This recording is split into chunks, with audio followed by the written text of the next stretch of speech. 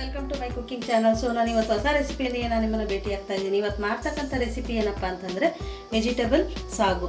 So ಇದು ತುಂಬ easy, ತುಂಬಾ ರುಚಿಯಾಗಿರುತ್ತೆ. ನಾನು ಇದನ್ನ ಪೂರಿ ಜೊತೆ ಮಾಡ್ತಾ ಇದ್ದೀನಿ. ಸೊ ನೀವು ಇದು ಚಪಾತಿ, ರೊಟ್ಟಿ ಎಲ್ಲದಕ್ಕೂ ಸಹ ಯೂಸ್ ಮಾಡ್ಕೋಬೋದು, ಅಷ್ಟು ಚೆನ್ನಾಗಿರುತ್ತೆ. ಓಕೆ ಫ್ರೆಂಡ್ಸ್, ಇದು ಮಾಡೋ ಮೆಥಡ್ ಹೇಗೆ ಅಂದರೆ ಏನೆಲ್ಲ ನೀವು ಯಾವ ತರಕಾರಿನಾದರೂ ಹಾಕೋಬೋದು.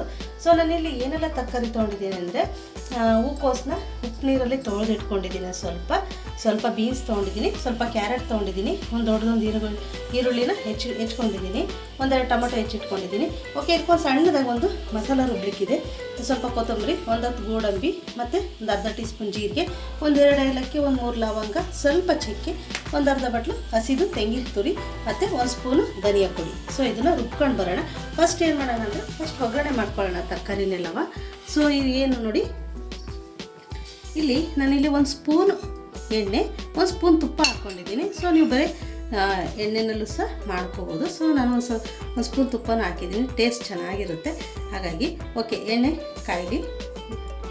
ಎಣ್ಣೆ ಅದು ಬಿಸಿ ಆದ ತಕ್ಷಣ ಸೊ ಈರುಳ್ಳಿನ ಹಾಕ್ಕೊಳ್ಳೋಣ. ಸೊ ಎಲ್ಲ ತರಕಾರಿನೂ ಹಾಕ್ಕೊಳ್ತೀನಿ. ಸ್ವಲ್ಪ ತುಂಬ ಟೇಸ್ಟಾಗಿರುತ್ತೆ. ಖಂಡಿತವನ್ನು ಈ ಮೆಥಡಲ್ಲಿ ಸಾಗು ಮಾಡಿ. ಪೂರಿಗಂತೂ ಸೂಪರ್ ಕಾಂಬಿನೇಷನ್ ಇದು. ಬೇಕಾದರೆ ಬೇರೆ ಬೇರೆ ತರಕಾರಿ, ಬೀಟ್ರೋಟು, ಆಲೂಗಡ್ಡೆ, ಸೊ ಬೇರೆ ತರಕಾರಿಗಳನ್ನೆಲ್ಲ ಆ್ಯಡ್ ಮಾಡ್ಬೋದು. ಸೊ ಯಾವ ತರಕಾರಿ ಇರುತ್ತೋ ನಿಮ್ಮ ಮನೆಯಲ್ಲಿ ಅದನ್ನು ಯೂಸ್ ಮಾಡಿಕೊಂಡು ಮಾಡಿ. ಸ್ವಲ್ಪ ಫ್ರೈ ಮಾಡ್ಕೊಂಡು ಎಲ್ಲ ತರಕಾರಿಗಳನ್ನ ಹಾಕ್ಕೊಂಡ್ಬಿಟ್ಟು ನೋಡಿ, ಎಲ್ಲ ತರಕಾರಿಗೂ ಅಂದರೆ ಸೂಪರಾಗಿರುತ್ತೆ, ಮಾತ್ರ ಚೆನ್ನಾಗಿರುತ್ತೆ ಟೇಸ್ಟು. ಇದಕ್ಕೆ ಬೇಕಾದರೆ ರುಬ್ಬುವಾಗ ಒಂದೆರಡು ಗೋಡಂಬಿ ಕೂಡ ಹಾಕ್ಕೊಡಿ, ಇದನ್ನು ಚೆನ್ನಾಗಿರುತ್ತೆ. ಓಕೆ, ಇದನ್ನು ಚೆನ್ನಾಗಿ ಮಿಕ್ಸ್ ಮಾಡೋಣ. ತರಕಾರಿ ಬೇಗ ಬೇಯುತ್ತೆ. ಸೊ ಉಪ್ಪನ್ನ ಆ್ಯಡ್ ಮಾಡ್ತಾಯಿದ್ದೀನಿ. ಸೊ ರುಚಿಗೆ ತಕ್ಕಷ್ಟು ಉಪ್ಪನ್ನ ಹಾಕ್ತೀನಿ. ವಿಡಿಯೋನ ಯಾವುದೇ ಸ್ವಲ್ಪ ಸ್ಕಿಪ್ ಮಾಡ್ದೇನೆ ನೋಡಿ, ಯಾಕೆಂದರೆ ಸಣ್ಣ ಪುಟ್ಟ ಐಟಮ್ನ ಹೇಳುವಾಗ ಮರ್ತ್ಬಿಡ್ತೀರ ಅಂತ ನಾನು ಹಾಕುವಾಗ ತೋರಿಸ್ತೀನಿ. ಸೊ ಹಾಗಾಗಿ ವಿಡಿಯೋನ ಯಾವುದೇ ವಿಡಿಯೋ ಆಗಲಿ ಸ್ಕಿಪ್ ಮಾಡಬೇಡಿ, ಕಂಟಿನ್ಯೂಸ್ ನೋಡಿ. ಓಕೆ ಫ್ರೆಂಡ್ಸ್, ಇದಕ್ಕೆ ರುಚಿಗೆ ತಕ್ಕಷ್ಟು ಉಪ್ಪನ್ನ ಹಾಕ್ಕೊಳ್ಳಿ. ಸೊ ಉಪ್ಪು ಜಾಸ್ತಿ ನೋಡಿ ಹಾಕ್ಕೊಳ್ಳಿ.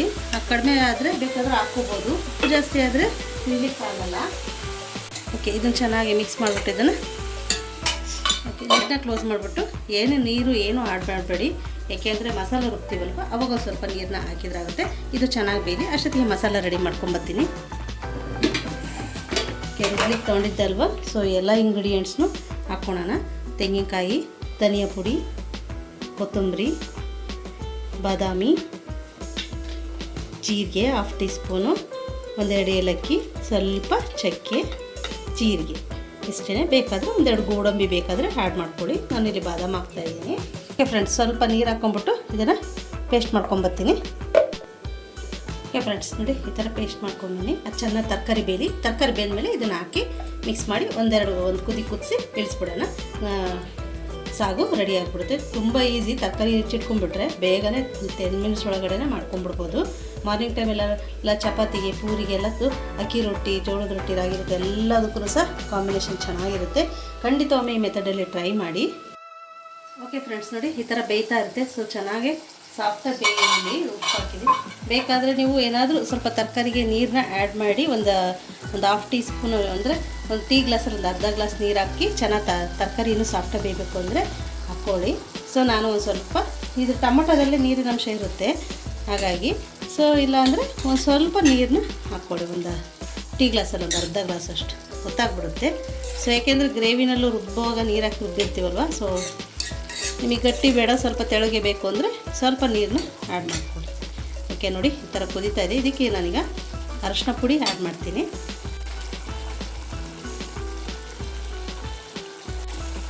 ನೀವು ಬೇಕಾದರೆ ರುಬ್ಬುವಾಗ ಹಸಿಮೆಣ್ಸಿಕಾಯಿನ ಯೂಸ್ ಮಾಡ್ಬೋದು. ಸೊ ನಾನಿಲ್ಲಿ ಹಸಿಮೆಣ್ಸಿಕಾಯಿ ಯೂಸ್ ಮಾಡ್ತಾಯಿಲ್ಲ. ಸೊ ಖಾರ ಪುಡಿ ಹಾಕ್ಕೊಳ್ತಾ ಇದ್ದೀನಿ. ಇದು ತುಂಬ ಖಾರ ಇದೆ, ಹಾಗಾಗಿ ಒಂದು 1/2 ಟೀ ಸ್ಪೂನ್ ಹಾಕ್ಕೊಳ್ತೀನಿ. ಇದನ್ನು ಚೆನ್ನಾಗಿ ಮಿಕ್ಸ್ ಮಾಡೋಣ. ನೋಡಿ ತರಕಾರಿ ಎಲ್ಲ ಆಲ್ರೆಡಿ ಎಷ್ಟೊಂದು ಚೆನ್ನಾಗಿ ಸಾಫ್ಟಾಗಿ ಬೆಂದ್ಬಿಟ್ಟಿದೆ. ಬೇಗನೆ ಬೆಂದ್ಬಿಡುತ್ತೆ ಇದು ತರಕಾರಿ.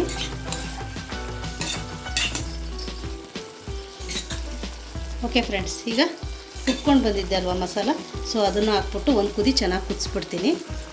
ಲಿಡ್ನ ಕ್ಲೋಸ್ ಮಾಡಿ ಸ್ವಲ್ಪ ಇದಕ್ಕೆ ಸ್ವಲ್ಪ ನೀರನ್ನ ಹಾಕ್ಕೊಳ್ತೀನಿ. ಓಕೆ ನೋಡಿ, ನೀರನ್ನ ಹಾಕ್ಕೊಂಡ್ಬಿಟ್ರೆ ಅದು ಕರೆಕ್ಟಾಗಿ ಮೆಜರ್ಮೆಂಟ್ ಬಂದುಬಿಡುತ್ತೆ. ಸ್ವಲ್ಪ ನೀರು ಹಾಕ್ಕೊಂಡ್ಬಿಟ್ರೆ ನೋಡಿ ಎಷ್ಟು ಚೆನ್ನಾಗಿದೆ. ಇದೊಂದು ಕುದೀತು ಅಂದರೆ ಸೊ ಗ್ರೇವಿ ತುಂಬ ಚೆನ್ನಾಗುತ್ತೆ. ನೋಡಿ ಎಷ್ಟು ಚೆನ್ನಾಗಿ ಬಂದಿದೆ.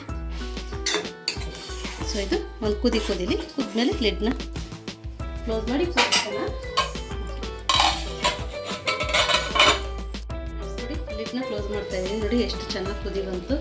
ಸೊ ನೋಡಿ ಘಮ ಅಂತ ಇದೆ, ತುಂಬ ಚೆನ್ನಾಗಿದೆ. ಸೊ ನಾನು ಇದಕ್ಕೆ ಯಾವುದೇ ಗರಂ ಮಸಾಲ ಹಾಕಿಲ್ಲ, ಧನಿಯಾ ಪುಡಿ ಒಂದೇ ಹಾಕಿರೋದು. ಧನಿಯಾ ಪುಡಿ, ಅರಿಶಿನ ಪುಡಿ, ಖಾರದ ಪುಡಿ. ನೋಡಿ ಎಷ್ಟು ಚೆನ್ನಾಗಿ ಬಂತು. ತುಂಬ ಈಸಿ ಗ್ರೇವಿ ಮಾಡೋದು. ನೋಡಿ ಎಷ್ಟು ಚೆನ್ನಾಗಿ ಬಂದಿದೆ. ಸೊ ಚಪಾತಿ, ರೊಟ್ಟಿ ಎಲ್ಲದಕ್ಕೂ ಸಹ ಅನ್ನಕ್ಕೂ ಆಗುತ್ತೆ ಇದು ಗ್ರೇವಿ. ತುಂಬ ಚೆನ್ನಾಗಿದೆ. ಖಂಡಿತ ಒಮ್ಮೆ ಈ ಮೆಥಡಲ್ಲಿ ಟ್ರೈ ಮಾಡಿ, ತುಂಬ ಇಷ್ಟಪಡ್ತೀರಾ. ಮತ್ತು ಹಸಿ ಬಟಾಣಿ ಇದ್ದರೆ ಹಸಿ ಬಟಾಣಿ ಕೂಡ ಹಾಕ್ಕೊಳ್ಳಿ, ಇನ್ನೂ ಚೆನ್ನಾಗಿರುತ್ತೆ. ಓಕೆ ಫ್ರೆಂಡ್ಸ್, ಯಾರೆಲ್ಲ ನಮ್ಮ ದೋಸ್ತ ಚಾನಲ್ ನೋಡ್ತಾ ಇದ್ದೀರಾ ಪ್ಲೀಸ್ ಸಬ್ಸ್ಕ್ರೈಬ್ ಮಾಡಿ, ಸಪೋರ್ಟ್ ಮಾಡಿ ಮತ್ತು ಶೇರ್ ಮಾಡಿ. ಹೊಸ ರೆಸಿಪೀಸ್ ಎಲ್ಲ ಡಿಸ್ಕ್ರಿಪ್ಷನ್ಸಲ್ಲಿ ಇರುತ್ತೆ, ಖಂಡಿತ ಒಮ್ಮೆ ನೋಡಿ. ಓಕೆ ಫ್ರೆಂಡ್ಸ್, ಓಕೆ ನೆಕ್ಸ್ಟ್ ರೆಸಿಪಿಯೊಂದಿಗೆ ನಾನು ನಿಮ್ಮನ್ನು ಭೇಟಿ ಆಗ್ತೀನಿ. ಅಲ್ಲಿವರೆಗೂ ಬಾಯ್.